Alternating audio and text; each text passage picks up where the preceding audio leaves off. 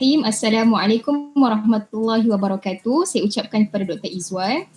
Kami dari kumpulan 5 yang terdiri daripada saya, Fajriah Husna, sahabat seperjuangan Sharifah Nur Hasni, Hidayatul Umairah dan Nur Saliza, insyaAllah akan membentangkan kepada doktor berkenaan tugasan yang telah diberikan kepada kami yang mana bertajuk bagaimana teori Jean Piaget ini dapat diaplikasikan dalam konteks bilik darjah. Kita akan terus pergi kepada konsep asas berkenaan dengan teori perkembangan kognitif yang dicetuskan oleh Jean Piaget. Jean Piaget dia berpegang pada satu kenyataan di mana kanak-kanak ini adalah satu individu aktif yang sering memperoleh pengetahuan melalui interaksi sosial dengan persekitaran mereka.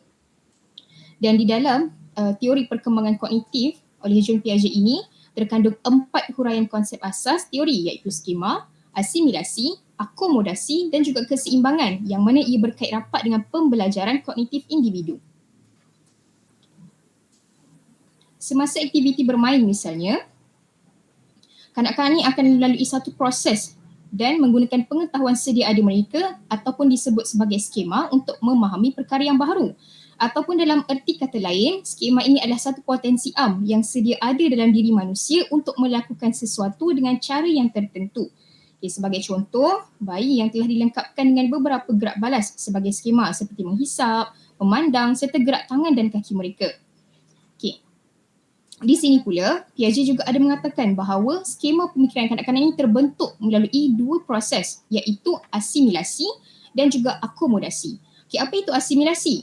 Asimilasi adalah satu proses di mana pengetahuan baharu yang diterima oleh kanak-kanak dimasukkan ke dalam pemikiran sedia ada mereka ataupun yang kita sebutkan sebagai skema sebentar tadi dan berhubung kait dengan pengalaman dan juga pengetahuan yang lepas. Sebagai contoh, guru menerangkan tentang burung-burung yang boleh terbang kepada murid-muridnya. Maklumat ini akan diterima dan akan masuk ke dalam skema pemikiran kanak-kanak yang mungkin sudah mempelajari tentang haiwan-haiwan yang lain. Seterusnya berkenaan dengan akomodasi pula.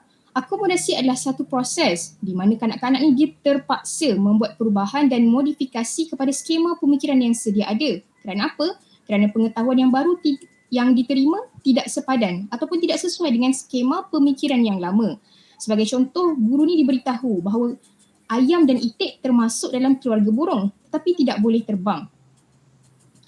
Jadi di sini, murid ini terpaksa memodifikasi maklumat yang sedia ada dalam skema pemikiran mereka dan daripada situ mereka akan mula berfikir, semua burung pada umumnya boleh terbang tetapi ada pengecualian kepada fakta ini kerana ada burung yang tidak boleh terbang. Jadi di sini Piaget berpendapat bahawa proses akomodasi dan asimilasi berfungsi bersama. Jadi bila mana seorang kanak-kanak itu menerima maklumat baru, ia akan menyerap maklumat itu ke dalam skemanya. Jika berjaya, proses keseimbangan akan tercapai. Namun jika sebaliknya, maklumat itu akan diubah suai melalui pengubahsuaian skema atau mencipta skema yang baru untuk disesuaikan dengan situasi-situasi tertentu. Jadi untuk menerangkan pula berkenaan dengan tahap perkembangan teori kognitif yang dicetuskan oleh Jean Piaget, saya mempersilakan sahabat saya untuk meneruskannya. Okey, seterusnya saya akan menerangkan tahap perkembangan kognitif iaitu terdapat 4 tahap. Yang pertama, peringkat deria motor iaitu sejak daripada lahir hingga 2 tahun, peringkat pra-operasi 2 tahun hingga 7 tahun, peringkat operasi konkret 7 tahun hingga 11 tahun dan peringkat operasi formal iaitu 12 tahun dan ke atas. Okey, yang pertama peringkat sensori motor iaitu sejak daripada lahir hingga 2 tahun. Okey, dalam tahap ini penggunaan deria dan pergerakan fizikal sebagai medium perkembangan kognitif berkaitan dengan persekitarannya. Piaget memanggil peringkat ini sebagai sensori motor kerana ia melalui panca indera dan kebolehan motor seperti penglihatan, pendengaran, bau, rasa, warna, menggenggam dan menyentuh. Okey, pada peringkat ini pembangunan objek kekal merupakan satu pencapaian yang paling penting dalam peringkat perkembangan sensori motor ini. Okey, pemahaman kanak-kanak bahawa objek itu wujud tapi mereka tidak boleh melihat ataupun mendengarnya. Seterusnya, okey, bagaimana untuk pengaplikasian di dalam kelas? Okey, yang pertama, sensori seperti penglihatan. Okey, aktiviti yang dilakukan dengan menggunakan teknik imbas kad kepada kanak-kanak. Okey, sebagai guru kita boleh menggunakan teknik imbas kad. Okey, kanak-kanak tu apabila dia melihat flash card ni, dia akan melihat visual yang diberikan dan mereka akan mengingat gambar-gambar tersebut. Okey, penggunaan unsur grafik dan pemilihan warna yang sesuai akan menarik minat kanak-kanak tu serta dia akan mengingati apa yang dipelajari berbanding kita hanya memberi dia macam membaca. Okey, daripada membaca dengan menunjukkan gambar, okey, kanak-kanak ni akan lebih mengingat gambar berbanding dengan tulisan. Okey, yang keduanya sensori seperti melalui pendengaran. Okey, aktiviti yang boleh dilakukan contohnya mendengar ayat Al-Quran, bacaan zikir, muzik serta mengenal bunyi-bunyi daripada alat permainan. Okey, deria pendengaran ni dikaitkan dengan pembangunan video.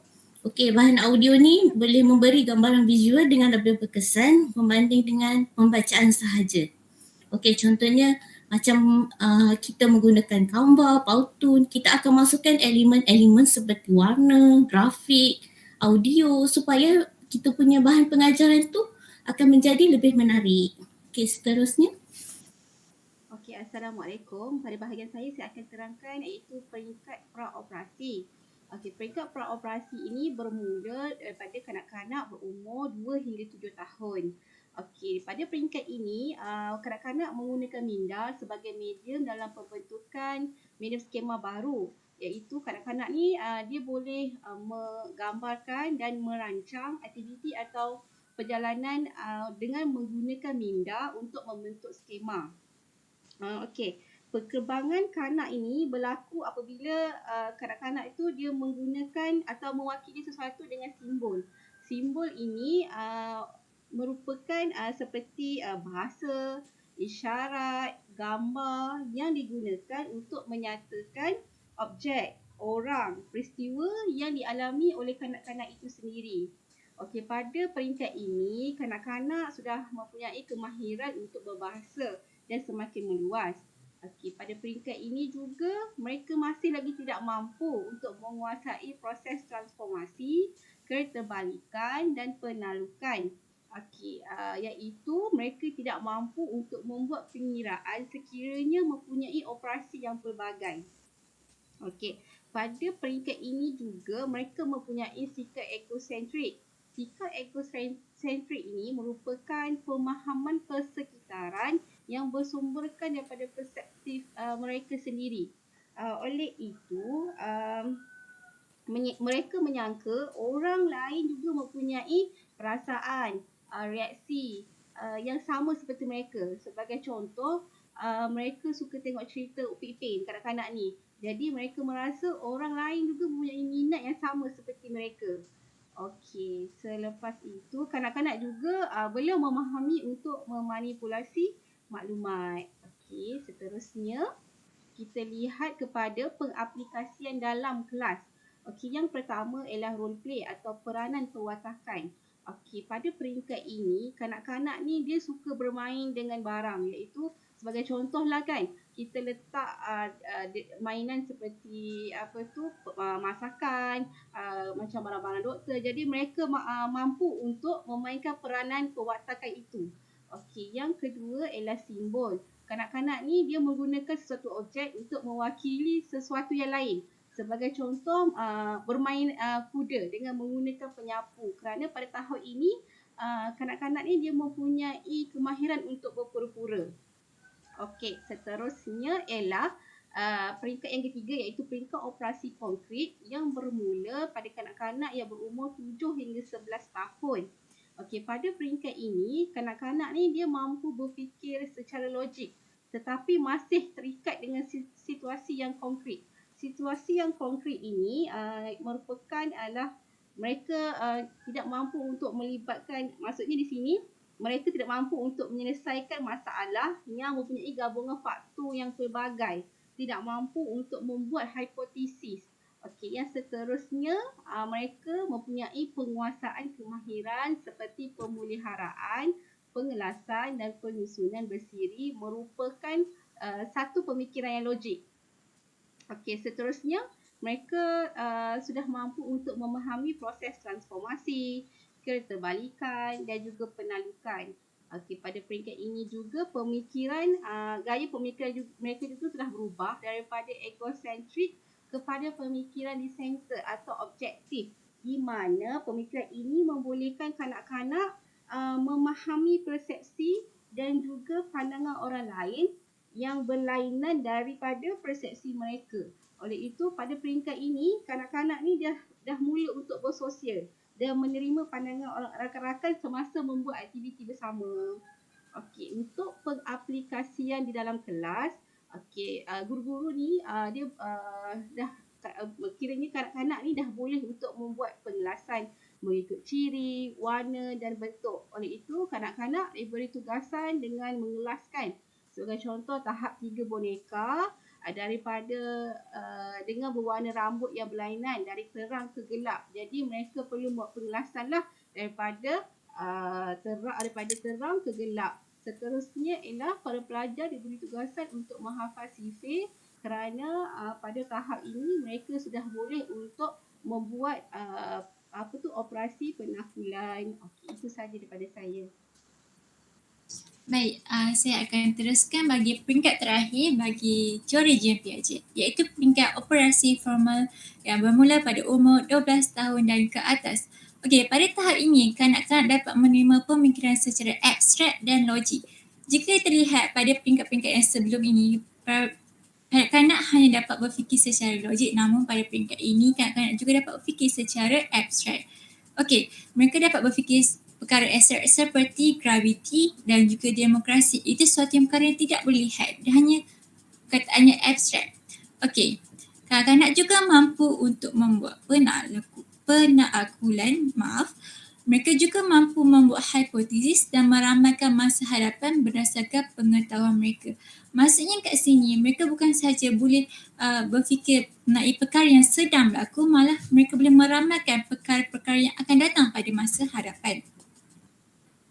Okey, pengaplikasian dalam kelas antara perkara yang boleh buat oleh guru ialah dengan mengadakan 3 perkara ini, iaitu mengadakan aktiviti perbincangan. Sebagai contoh, mengadakan pembentangan berkumpulan. Dan yang kedua ialah eksperimen, di mana pelajar diberikan peluang untuk melakukan sesuatu perkara secara praktikal. Maksudnya mereka sendiri yang mengalami eksperimen itu, bukan yang mereka melihat di buku teks, tapi mereka sendiri yang buat benda itu. Dan ini dapat dikaitkan dengan subjek sains lah, di mana banyaknya eksperimen yang dijalankan. Malah dalam semasa membuat eksperimen ni, pelajar boleh membuat hipotesis yang berkaitan dengan eksperimen yang sedang dijalankan. Dan yang ketiga adalah melalui penemuan ataupun dia juga dikenali sebagai discovery. Okey, guru menggalakkan pelajar untuk mencari maklumat dengan cara sendiri. Secara tak langsung, ini juga dapat meneratkan pemikiran kreatif mereka. Okey, sebagai contoh, mengadakan aktiviti persembahan video kemerdekaan. Okey, sebagai guru kita tidak menghadkan pencarian maklumat mereka dan kita juga tidak menghadkan perkara-perkara yang mereka ingin lakukan. Okey, dalam mengadakan persembahan video kemerdekaan, kita memberikan mereka kebebasan untuk memilih aplikasi seperti CapCut ataupun Canva untuk mengedit video mereka. Okay, kesimpulannya, saya suka memetik satu kenyataan daripada Jean Piaget, iaitu perkembangan kognitif merupakan proses pembangunan intelektual yang berguna bagi beradaptasi dengan persekitaran. Bermaksudnya di sini, kanak-kanak belajar melalui persekitaran, melalui interaksinya dengan orang luar. Okey, Piaget juga ada menyatakan bahawa semua kanak-kanak akan menjalani kesemua tahap perkembangan yang sama, iaitu tahap yang telah dibincangkan sekitarnya ada 4, namun perkembangan berlaku pada kadar yang berbeza-beza. Justru orang sekeliling memainkan peranan yang penting dalam perkembangan kanak-kanak. Bukan itu sahaja, tuntasnya apabila guru dapat memahami akan kehendak yang diperlukan mengikut pelajar yang diajar, guru akan dapat memilih bahan batu mengajar yang efektif bagi memenuhi kesesuaian pelajar tersebut. Maksudnya di sini, apabila sebagai guru kita dapat tahunya setiap tahap itu pelajar berfikiran secara berbeza-beza dan perkembangan kognitifnya adalah berbeza-beza, guru tahu bagaimana untuk mengajar ke anak-anak ini dengan efektif dan memilih teknik yang berguna dan bahan-bahan bantu yang berkesan untuk mengikut perkembangan mereka ini. Itu saya daripada kumpulan kami. Sekian, terima kasih.